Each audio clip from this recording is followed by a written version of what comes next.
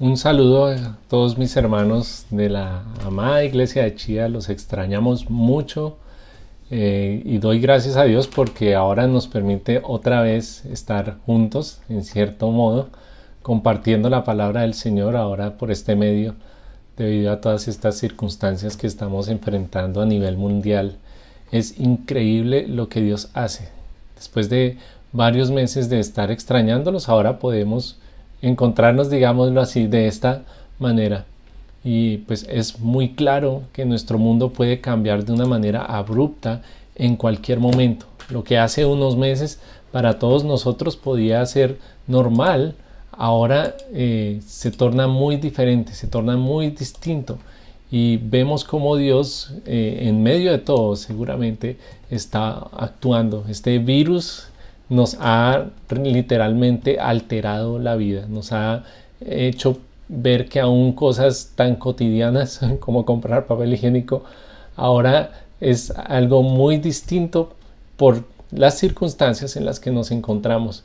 Sé que muchos están o estamos en nuestras casas cansados, probablemente aburridos, desesperados, quizás deseosos de salir. Quizás la convivencia no sea fácil, quizás estemos pasando tiempos difíciles, quizás haya más trabajo, quizás haya menos trabajo, quizás haya escasez, quizás haya necesidad, pero aún en medio de todo esto Dios sigue siendo Dios y Dios sigue al control. Y aún en medio de todo esto, nosotros como creyentes debemos estar conscientes de que no debería sorprendernos estar en esta situación. Deberíamos comprender y ver las cosas desde la perspectiva correcta, entendiendo que Dios está revelándose al mundo ahora de una manera más tangible. Nosotros entendemos cuál es el final de la historia. Y aquí debo dar una alerta de spoiler. Y pues debo decir o tomarme el momento para explicar que es una alerta de spoiler para quienes de pronto no lo sepan. Una alerta de spoiler es cuando alguien está comentando sobre una película, una serie de televisión, un libro, y está hablando sobre la trama y está hablando probablemente sobre el final, y alguien que no ha visto, que no ha leído eso, no quiere saberlo porque quiere disfrutarlo cuando sea su momento de hacerlo, ya sea leer su libro o sea de ver su serie de televisión o su película. Entonces cuando alguien va y le cuenta detalles, pues le está dañando la emoción. Y en realidad, pues tengo que dar la alerta de spoiler acá por si entre las personas que me están viendo hay quienes no quieran saber en qué termina la historia, hay quienes quieran simplemente esperar cómo se desenvuelve. Pero la realidad es que nosotros como creyentes debemos ser conscientes de que lo que estamos viviendo no debería tomarnos por sorpresa para nada. No debería sorprendernos, deberíamos ser conscientes de que esto estuvo anunciado, de que el Señor Jesús mismo habló de esto y que en realidad quienes conocemos a Jesús debemos entender la importancia de los eventos que están sucediendo, no ser fatalistas, no ser apresurados, pero sí entender que en medio de toda la historia donde estamos, hoy estamos parados en un punto álgido, y además de estar parados en un punto álgido, estamos viendo que realmente Dios se está revelando al mundo. Y es algo emocionante, pero quienes no conocen a Jesús pueden estar en un momento de desesperación. ¿Conoces tú a Jesús? ¿Estás tú teniendo una relación estrecha con Él? ¿Has tenido un encuentro real con Él? Porque quienes conocemos al Señor Jesús también deseamos su regreso. ¿Deseas tú que el Señor vuelva? ¿Deseas tú que Él complete ese plan de salvación del cual gozamos al poner nuestra fe en Jesucristo y al gozar y entender la verdad del Evangelio? Además de eso, de saber todo eso o de entender todo eso, ¿realmente tienes claro cómo termina la historia? ¿Has leído el final? Porque pues no quiero dañarle el final a muchos, pero aquí debo decir, yo sí he leído el final, yo sé cómo termina y termina muy bien. Al final el dragón lo mata el héroe y la princesa es rescatada y es llevada a vivir con el rey. Ese es el final de la historia, así termina todo. Pero si tú no la conoces, si quieres conocerla, es un buen momento, es un buen tiempo, disponemos de muy buen tiempo en estos días, para leer la palabra de Dios, para entender en qué consiste. Me temo que como creyentes probablemente nos es fácil tranquilizarnos pensando en que nos basta asegurar nuestra entrada al cielo. Compramos, tenemos nuestro boleto al cielo, hemos puesto nuestra fe en Cristo y de resto nos quedamos viviendo nuestra vida buena, tranquila, disfrutando de todo lo que podamos disfrutar, gozando de todo lo que podamos gozar sin preocupaciones, porque lo importante es ir al cielo y nos perdemos el privilegio de participar en el plan de salvación de Jesucristo. Nos perdemos el privilegio de participar en su obra redentora.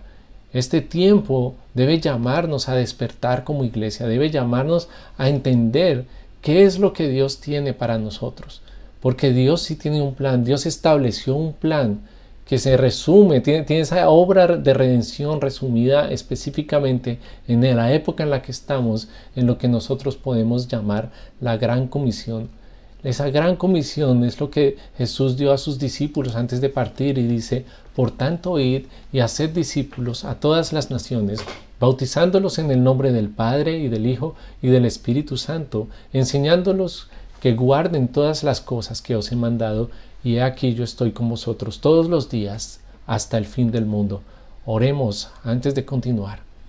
Amado Señor, al mirar tu palabra y considerar no solo lo que tienes para nosotros hoy en tu palabra, sino también lo que está sucediendo alrededor de este mundo, te pido que nos hables y que nos dirijas, Señor. Clamo y pido que como iglesia despertemos. Ayúdanos, Señor, a ver lo que tú ves. Ayúdanos a ver cómo podemos ser luz en este tiempo, cómo podemos mostrar al mundo la realidad y llevarlos a entender el Evangelio. Úsanos, por favor, en este tiempo y usa esta palabra que tenemos para meditar hoy, considerando la importancia y lo valioso que es conocerte y esperar y anhelar tu pronto regreso. Pongo este tiempo en tus manos y oro confiando en que estás obrando en cada uno de nosotros. Amén. Entonces leemos esta gran comisión. Podemos verla también en otra versión, que es la Nueva Traducción Viviente. La leo en esa versión. Dice: por lo tanto, vayan y hagan discípulos de todas las naciones, bautizándolos en el nombre del Padre y del Hijo y del Espíritu Santo. Enseñen a los nuevos discípulos a obedecer todos los mandatos que les he dado, y tengan por seguro esto, que estoy con ustedes siempre hasta el fin de los tiempos. ¿Sabes? El plan de Dios, esa gran comisión que Él ha establecido, Él la va a cumplir. Él la va a hacer una realidad. Él se encarga de que esa gran comisión se lleve a cabo. Tenemos que estar tranquilos, confiados en que Él va a cumplir eso que ha dicho. Como dice en la versión Nueva Traducción Viviente, dice que tengamos por seguro esto, que estoy con ustedes, que Él está con nosotros siempre hasta el fin de los tiempos. Antes de dar esta gran comisión, Él dice que toda potestad le ha sido dada en el cielo y en la tierra. Él ha recibido todo el poderío, todo el dominio, todo el control del cielo y de la tierra. Y luego les dice a sus discípulos: vayan. Y como hemos dicho en otros entornos, mientras viven, mientras llevamos nuestras vidas en este mundo, vayamos haciendo discípulos, tranquilos, confiados, con la certeza de que Él está con nosotros, el dueño y Señor del universo, que tiene todo el poder, que le ha sido dado todo el poder, está con nosotros hasta el fin de los tiempos. Podemos ser luz aún en este tiempo de dificultad. Podemos ser usados por Dios aún en este tiempo, y debemos despertarnos como iglesia y entender cuál es nuestro papel en este punto de la historia. Quiero invitarlos a que consideremos esto más a fondo, estudiando, mirando lo que dice Marcos 13, versículos 3 al 8. Busquen sus Biblias, por favor, no lo voy a proyectar, y vamos a mirar estos versículos. Vamos a estar viendo unos versículos aquí en el capítulo 13 de Marcos y otros también en el capítulo 14 de Marcos. Y leo el versículos 3 al 8 de Marcos 13. Espero que hayan buscado en sus Biblias, y dice así: Y se sentó en el monte de los olivos frente al templo, y Pedro, Jacobo, Juan y Andrés le preguntaron aparte: Dinos, ¿cuándo serán estas cosas? ¿Y qué señal habrá cuando todas estas cosas hayan de cumplirse? Jesús, respondiéndoles, comenzó a decir: Mirad que nadie os engañe, porque vendrán muchos en mi nombre diciendo: Yo soy el Cristo, y engañarán a muchos. Mas cuando oigáis de guerras y de rumores de guerras, no os turbéis, porque es necesario que suceda así. Pero aún no es el fin, porque se levantará nación contra nación y reino contra reino, y habrá terremotos en muchos lugares, y habrá hambres y alborotos. Principios de dolores son estos. Así que Jesús mismo aquí nos está empezando a mostrar qué va a suceder. Nos está indicando qué va a estar sucediendo en el fin de los tiempos. Él, unos versículos antes, los primeros 2 versículos del capítulo, está hablando con sus discípulos. Están probablemente pasando por el templo, la construcción del templo, y uno de ellos les dice: Mira, maestro, mira cómo está esto, estas piedras. Está sorprendido de la majestuosidad, quizás de la grandeza del templo, de lo que estaban haciendo. Y Jesús casi que lo desestima, diciendo: pues esto no va a quedar piedra sobre piedra. Casi como diciendo: esto es solo cemento y ladrillo, esto se va a caer, esto será derribado. Y claro, ellos entendieron que Jesús obviamente conocía qué iba a suceder en el futuro. En efecto, ese templo 70 años después fue derribado. Pero pues ellos quedaron inquietos cuando Jesús les dijo todo esto, y les dice, le preguntan: ¿qué va a suceder? ¿Cómo va a suceder? Y es justo lo que estamos leyendo en estos versículos. Ellos quedan inquietos y vienen a Jesús. Él se sienta y empieza a explicarles: miren lo que va a estar sucediendo en el futuro. Miren cómo va a quedar todo. El mundo va a llegar a un punto de una convulsión, momentos difíciles, momentos sorprendentes, momentos que quizás muchos no hayan imaginado. Estamos viéndolo realmente. Nunca había imaginado vivir algo así. Estamos en unas situaciones de película, si se puede decir así. Todo el mundo encerrado en todo el mundo, en todo el planeta, evitando un contagio. Todo el mundo procurando o cuidándose y con miedo de ser contagiados. Pero además de eso, empieza a haber terremotos. Anoche tembló ahí en Chía. Es increíble. Sé que están sin agua. Sé que es estar allá sin agua, porque pues lo viví hace unos años ahí. Y me imagino cómo será estar en esta situación de estar en cuarentena y además tener escasez de agua. Pero también sé que Dios es fiel. Estamos nosotros orando por ustedes, los tenemos muy presentes y sabemos cómo están, qué está pasando allá. Y nos inquieta mucho, pero también quiero volver a que tengamos presente lo que Jesús está llevándonos a entender. Esto es apenas el principio. Aún no es el fin, dice el versículo 7. Dice el versículo 8 al final: esto es apenas el principio de dolores. Y quiero que lo veamos así, porque nosotros tenemos un Salvador fiel, un Salvador que entiende y un Salvador que lo que dice lo cumple. Y en efecto, así lo está haciendo. Nosotros literalmente estamos viendo lo que Jesús anunció. Estamos viendo lo que Él dijo en estos versículos. Y el resto de los versículos y del capítulo está hablando sobre cómo serán esos eventos. En efecto, pues no podemos verlo todo en este momento, pero créanme, sé que tienen tiempo para estar mirando estos versículos en la semana. Mírenlos, estudiémoslos, entendamos lo que Dios tiene para nosotros. Miremos además, saltemos ahí en el mismo capítulo donde estamos y miramos los versículos 28 al 31. Jesús dice todo esto que va a pasar y al final va llegando a la conclusión, como diciendo: miren, así va a ser, pero entiéndanlo desde esta perspectiva, y es a lo que yo quiero apuntar hoy. Necesitamos entender las cosas desde la perspectiva del Señor. Y dice así, versículos 28 al 31 de Marcos 13: de la higuera aprended la parábola. Cuando ya su rama está tierna y brotan las hojas, sabéis que el verano está cerca. Así también vosotros, cuando veáis que sucedan estas cosas, conoced que está cerca, a las puertas. De cierto os digo que no pasará esta generación hasta que todo esto acontezca. El cielo y la tierra pasarán, pero mis palabras no pasarán. Excelente ver cómo Jesús nos lleva a entender las cosas.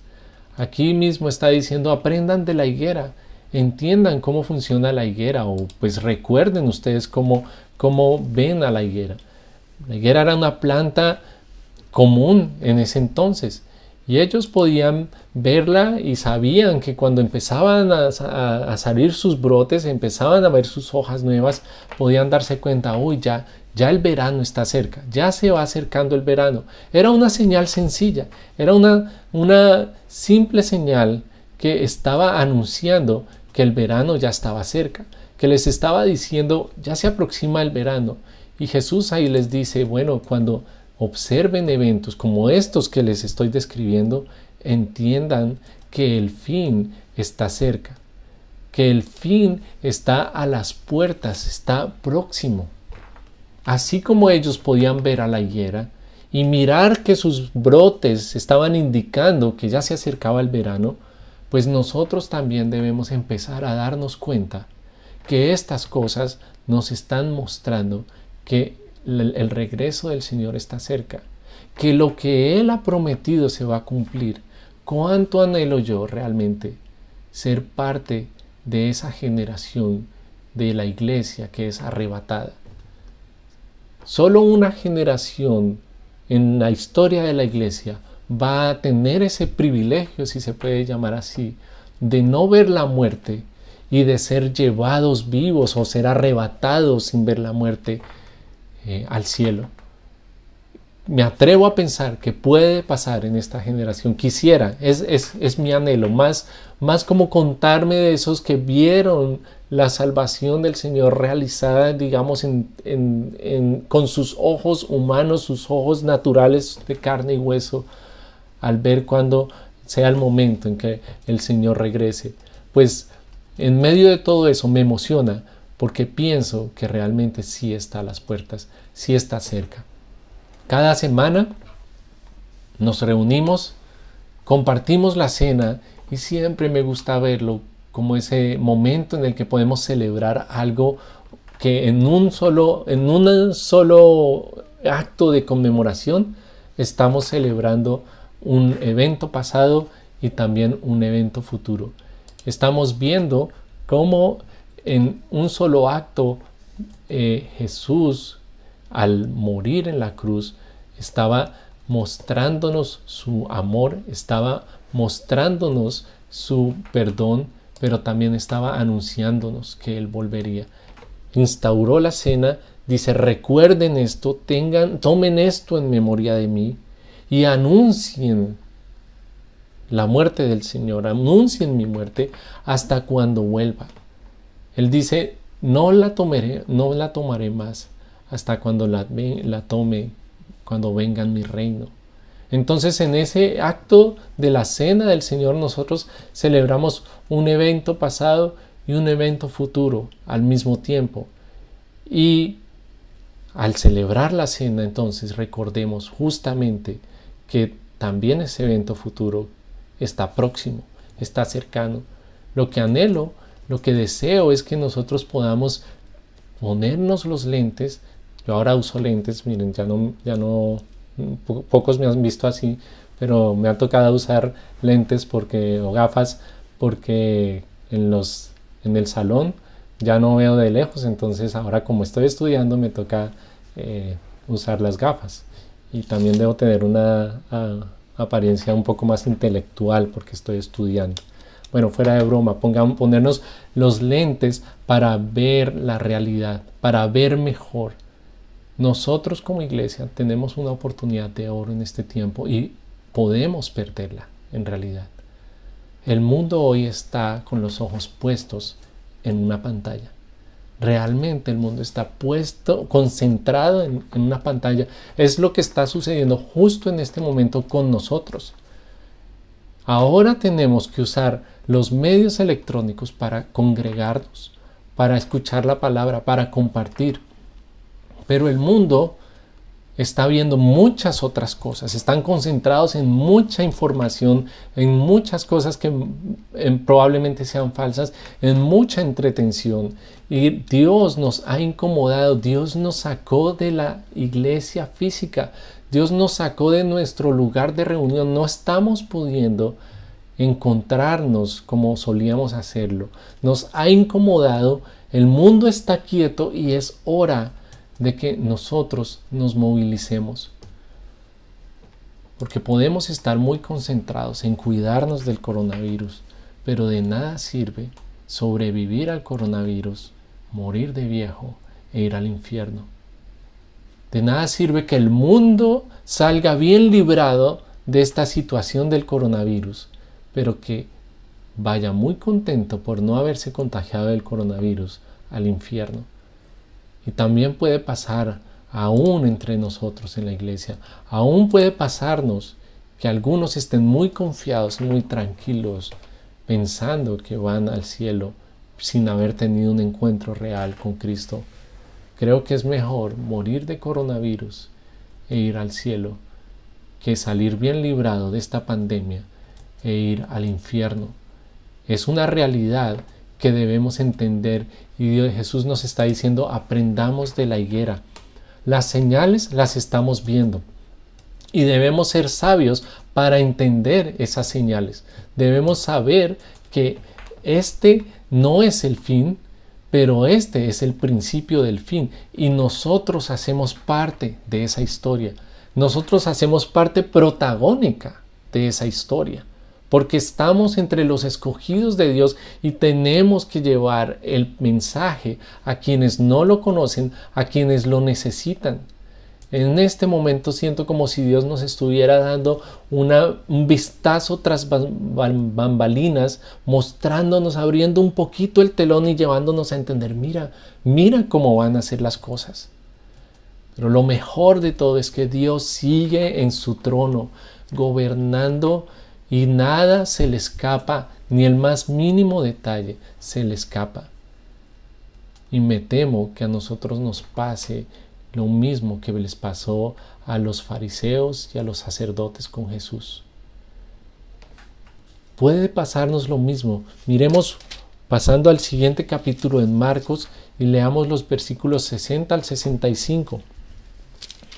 En el anterior vemos a Jesús hablando de los eventos del fin, y luego vemos el complot para matar a Jesús, cómo Judas organiza una treta para entregarlo, y ya hacia el final de Marcos Jesús pues es arrestado y es llevado ante el concilio. En esto que vamos a leer, estos versículos, es ese juicio que le están organizando a Jesús.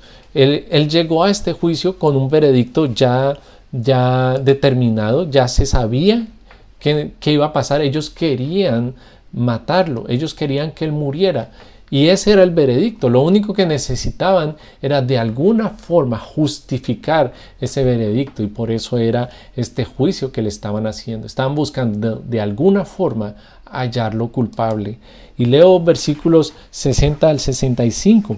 Dice así: entonces el sumo sacerdote, levantándose en medio, preguntó a Jesús diciendo, y ahí paró un momento. Todos estaban, en los versículos anteriores, están con testigos falsos, tratando de presentar un testimonio que funcionara para acusarlo de tal forma que fuera digno de muerte. Pero ni siquiera los testigos falsos lograban estar de acuerdo. Dentro de la ley, al menos 2 personas tenían que dar un testimonio igual para que fuera considerado culpable a alguien, en este caso de muerte. Entonces tenía que haber dos testigos que dieran un testimonio que fuera coherente entre ambos, y entre esos testigos falsos ni siquiera lo lograban.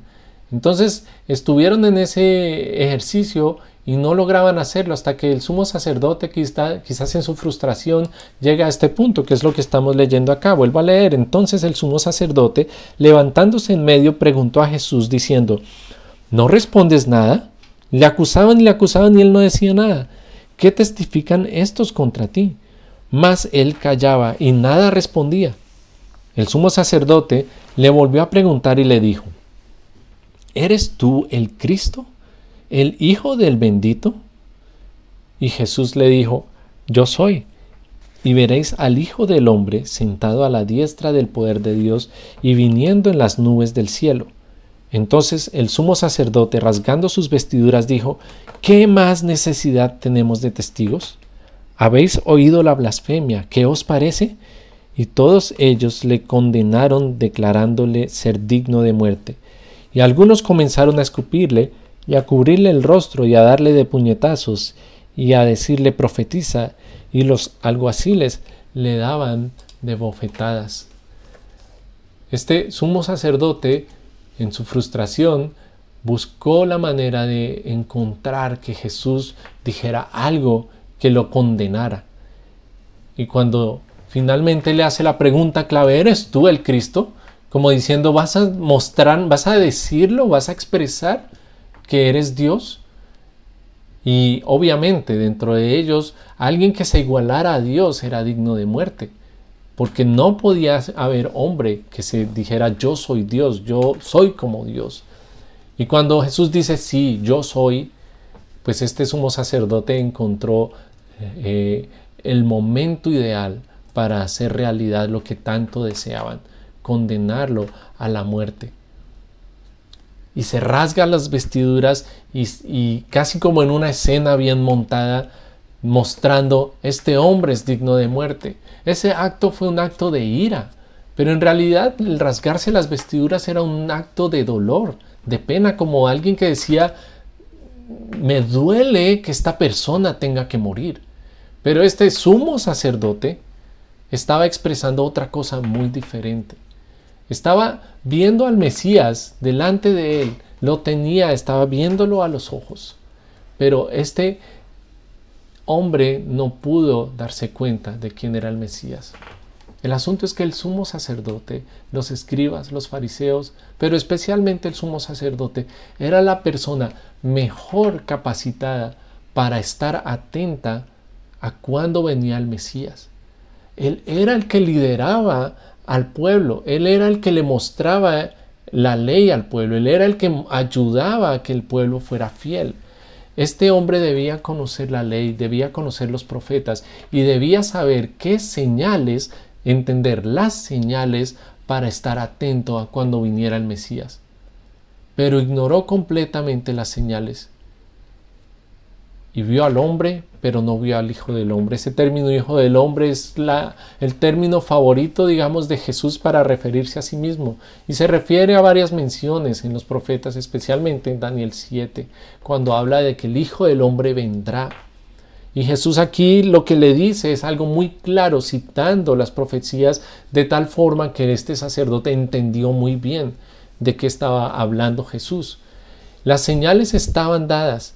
Las señales eran claras para ellos, pero este sumo sacerdote prefirió otra cosa. Prefirió seguir sus deseos, sus intenciones, su agenda, en vez de darse cuenta que tenía frente a sí al Mesías.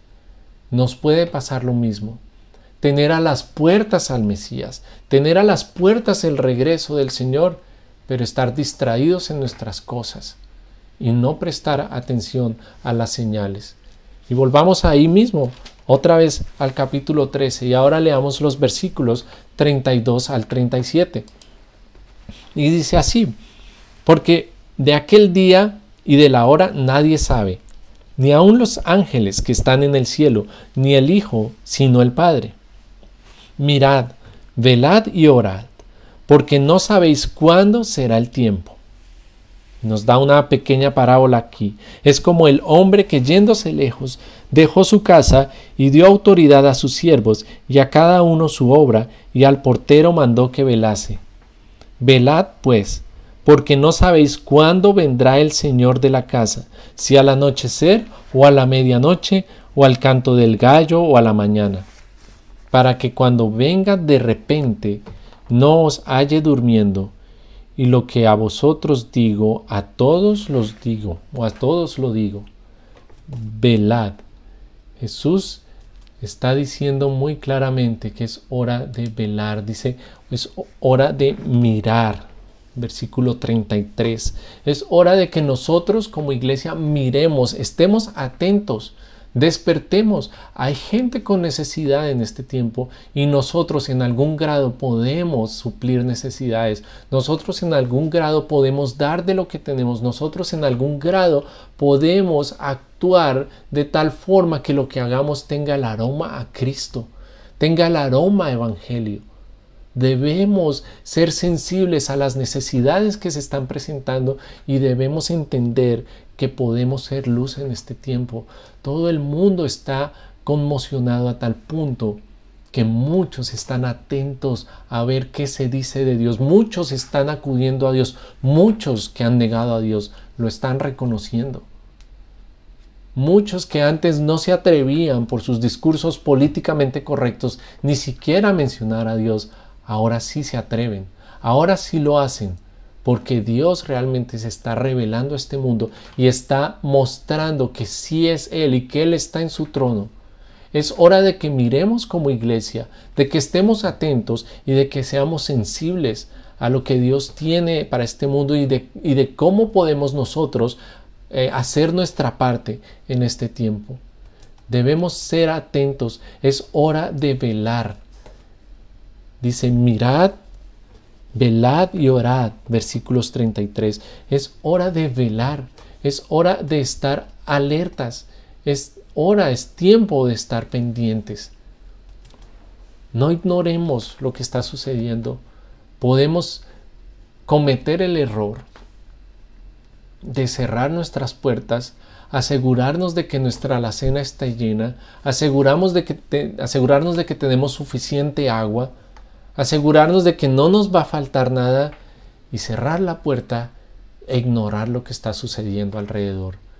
No cometamos ese error. Ya Dios nos sacó de nuestra comodidad como iglesia. Ya Dios nos sacó de ese entorno rico de vernos juntos y de pasarla rico juntos y nos está haciendo ver de otra manera las cosas.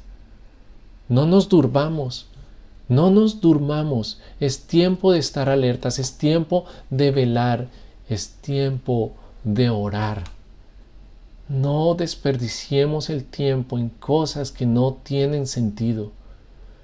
Es verdad que hay un mundo sufriendo, es verdad que debemos cuidarnos, es verdad que hay un virus suelto ahí que puede llegarnos. Todo eso es muy cierto.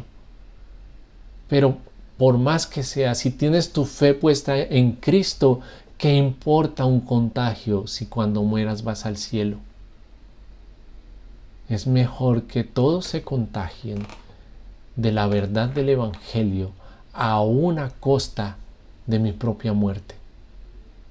¿Estamos así de dispuestos?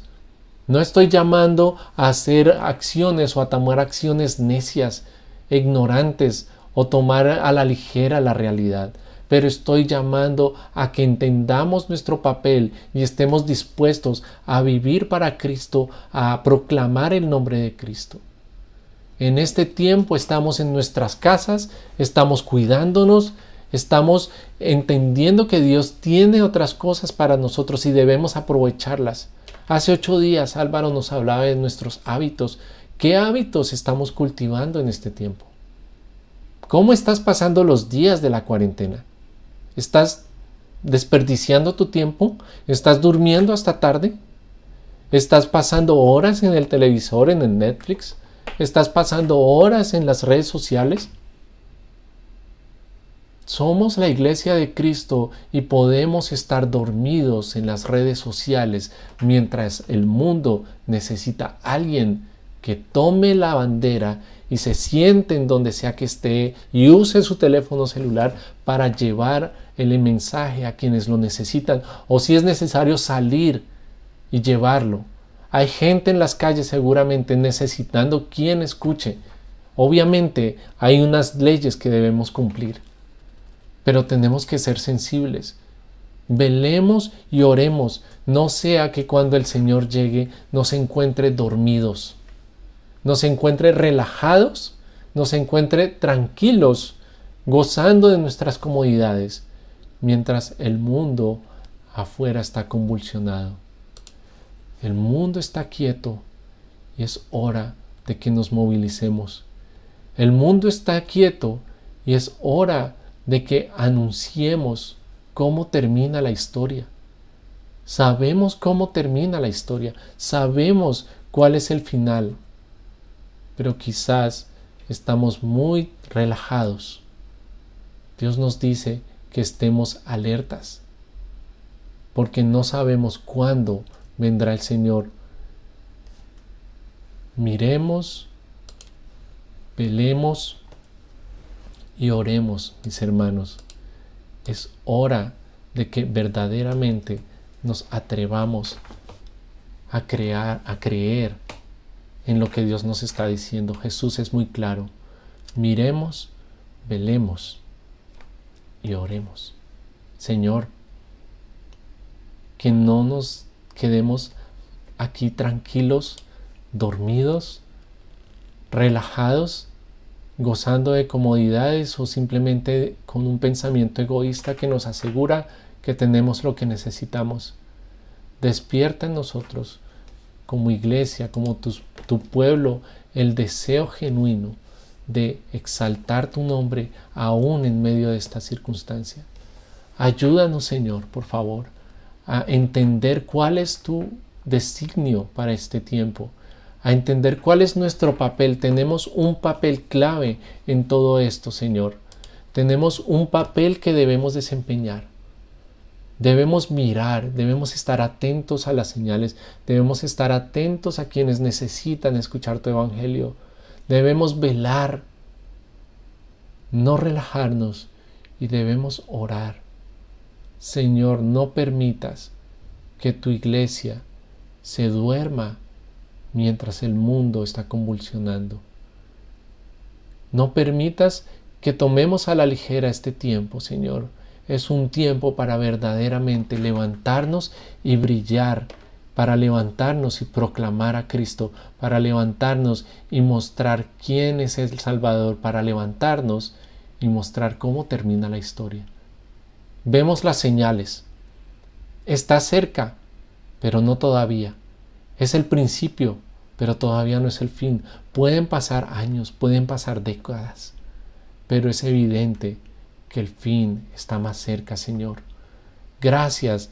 Ven, Señor Jesús, anhelamos tu regreso. Es el tiempo en que anhelamos verte. Y gracias por manifestarte aún de maneras difíciles y dolorosas. Pero estás revelándote a este mundo, Señor. Gracias por ello.